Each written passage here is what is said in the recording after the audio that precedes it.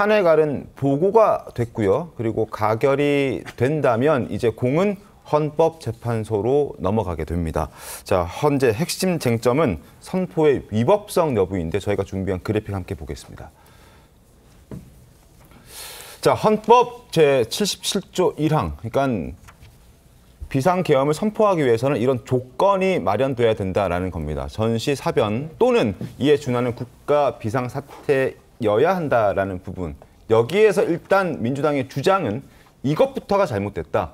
국가 비상사태가 아니었다라는 전제로 시작을 합니다. 그러나 대통령은 국가 비상사태라고 판단을 했던 것이고, 그리고 행정 및 사법 기능 수행이 현저히 곤란할 경우, 시한 확보할 수 없는 경우, 이런 경우에 이제 선포를 할 수 있다라고 하는데 선포할 수 있는 상황이 아니었다라는 게 민주당의 주장입니다. 다음 장 보겠습니다.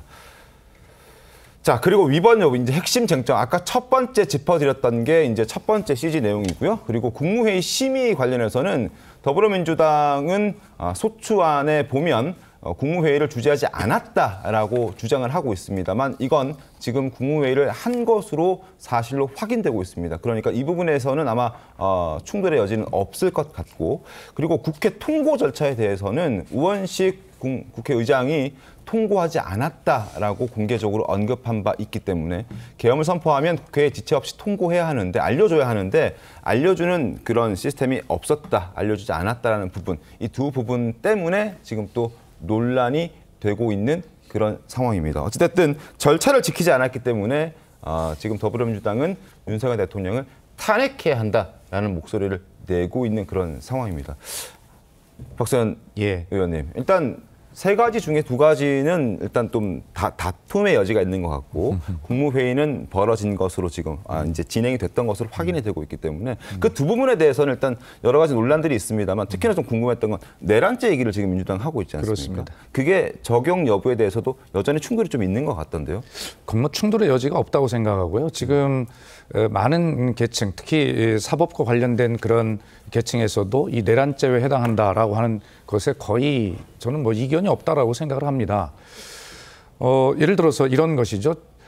대통령이 생각할 때 행정 사법 자체가 마비된 그런 상황에서 국정을 수행할 수 없는 상황이기 때문에 이걸 바로잡기 위해서 계엄을 했다. 그렇다면 예를 들어서 대통령이 특수부대를 보낸 곳은 어디입니까? 국회지 않습니까? 네. 국회를 보내 왜 유독 국회에만 보냈을까요? 그렇게 해서는 안 되죠.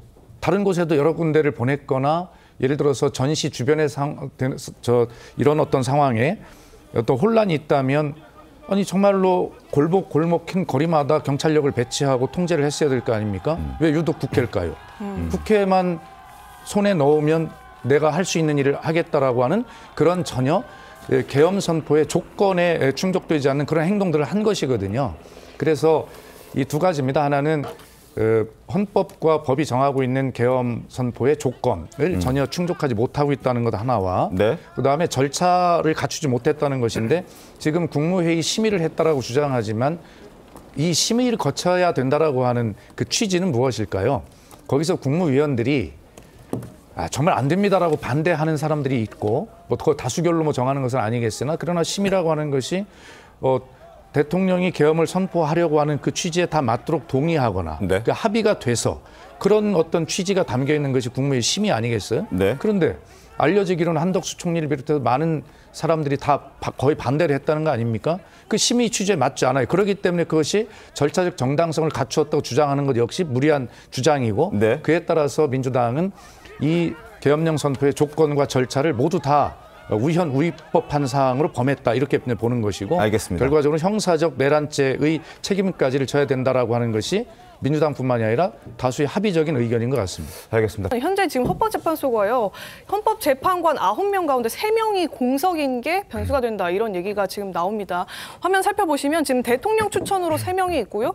대법원장 추천으로 3명이 있는데 임기가 만료되는 국회 추천 몫의 헌법재판관이 3명이 있는 겁니다. 그럼 저 3명에 대한 공석을 어떻게 채울 건지 또 보수 성향, 진보 성향, 중도 성향 재판관들은 보통 이렇게 분류를 하는데 이 분류 기준에 따라서 어떤 성향을 가진 재판관이 차후에 임명이 될지 여부에 따라서 만약 헌재가 판단해야 될 대통령 거취 등등과 관련된 문제가 있다면 아주 큰 변수가 될 전망이다. 이런 얘기가 나오는데 마침 민주당은 어제 2명의 헌법재판관을 이제 이미 임명을 했죠. 탄핵안 발의 추천을 했죠.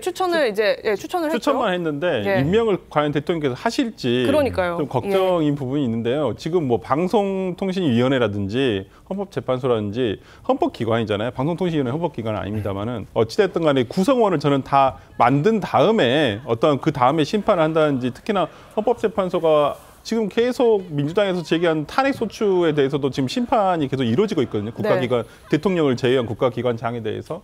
이런 부분에 대해서 지금 계속 심리만 진행하고 있고 어떤 6인밖에 남지 않았기 때문에 인용을 하기 위해서는 6인의 어떤 인용이 있어야 되거든요. 그렇다고 한다면 이런 부분을 보완을 해주는 것이 대통령께서 저는 오히려 이렇게 계속 임명하지 않는 부작위도 저는 탄핵 위헌적인 대통령의 행위라고 생각하거든요. 저는 이것도 탄핵소추 사유에 들어간다고 생각하기 때문에 저는 재빠르게 국회에서 저는 국민의힘도 빨리 한 명을 추천하셔가지고 9명의 성원이 될 수 있도록 저는 하는 게 맞다 봅니다. 일단 헌법재판소가 저걸 판단하기 위해서는 재판관 7명 이상이 필요한 그런 상황입니다. 그러나 지금 현재 헌법재판소가 심리조차 못하는 건 부당하다는 이유로 지금 7인 이상 심리 조항을 효력 정지 가처분 신청을 하면서 이게 인용이 되면서 6인에서 심리를 할 수 있는 상황까지는 되어 있긴 합니다. 그러나 다른 건도 아니고 혹시라도 모를 지금 아직 뭐 대통령의 탄핵소추안이 헌법재판소까지 갈 거라고 저희가 단언해 드릴 수는 없습니다만 만약에 간다면 대통령의 탄핵을 지금 6명이 결정한다? 이건 말이 안 된다. 그러니까 결국 9명, 최소 지금의 기존의 법률인 7명 이상이 이걸 심리를 해야 된다라는 주장이 지금 맞붙이고 있어서 이 부분에 대해서 과연 어떻게 진행이 될지 좀 지켜봐야 될 것 같고 만약에 대통령의 탄핵소추안이 국회를 넘어간다면 대통령의 직무는 바로 이제 정지가 되기 때문에 추천받은 헌법재판관 후보들에 대한 어떤 수용, 인정도 지금 할 수 없는 그런 상황에 직면하기 때문에 참 어려운 상황이다라는 부분까지 말씀을 좀 드렸습니다.